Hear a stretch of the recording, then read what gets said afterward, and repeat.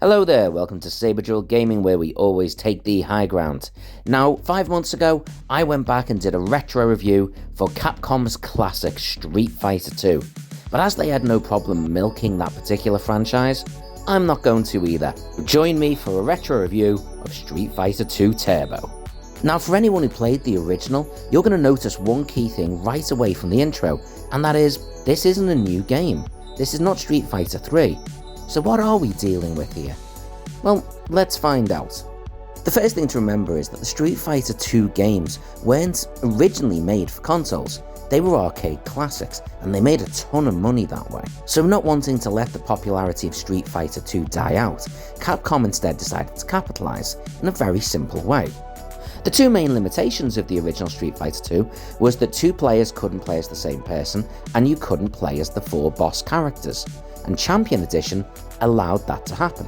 But the game still had one drawback, and that was that some players felt it was too slow. And so an update was made for Champion Edition in the arcades, allowing for the best of both worlds.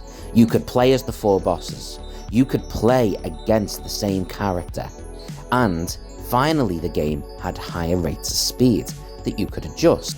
There were slight changes to characters' moves, such as Chun-Li being given a fireball and E Honda being able to move with his 100-hand slap, and graphics were mildly improved also. And this was the version, Street Fighter 2 Turbo, that was ported onto the Super Nintendo Entertainment System. We finally had all of the characters available, and we could play against the same character. So, how was this version of the game, on its release on the Super Nintendo, received? Well, it'd be very easy to talk about how fantastically well it was received, but there's a little reading between the lines involved. It received scores of 80 to 90%, 4 to 4.5 stars, which is still really good. It was also nominated for a lot of awards, even Best Fighting Games, but interestingly enough, it never actually won any of these. It didn't even get the award of the Best Fighting Game for that year. So, what could possibly have got in the way? Well, the reality is, most people knew that whilst this was the best version of Street Fighter 2, it was still just another version of a game they'd already played. It was a very good game, but it wasn't very good value for money. A year is quite a long time in gaming. While the graphics had improved, most notably on the versus and end fight screens, the reality was it was still pretty much the same engine. However, despite this, it was still one of the best-selling and most popular game of the early to mid-90s. By 1996, GamesMaster had ranked it 9th in the top 100 games of all time, so that can't really be argued with.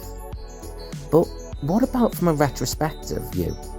Let's give it that whole modern scrutiny. Well, it wasn't that long ago I was playing the original Street Fighter 2, and everything I said in that pretty much stands here. Yes, the graphics have improved and they are a little bit more vivid and colourful, but realistically, they're the same. We've got a few extra characters, which helps, but nothing else has massively changed. I think at the time it probably felt like a bigger deal that certain characters had been levelled up a little, but none of that really seems to matter now. Whilst many would say Street Fighter 2 Turbo was the peak of this game and this gaming style, the reality is, hell, Super Street Fighter 2 was out not long after, and that had a dramatic graphical improvement. And when looking at it through a modern lens, it's very hard not to be a little bit cynical.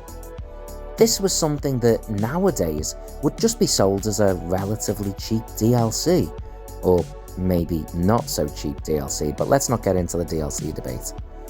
The reality is, it certainly wouldn't have been a whole new game, and if it was, there would be absolute uproar for the laziness of just re-releasing the same game.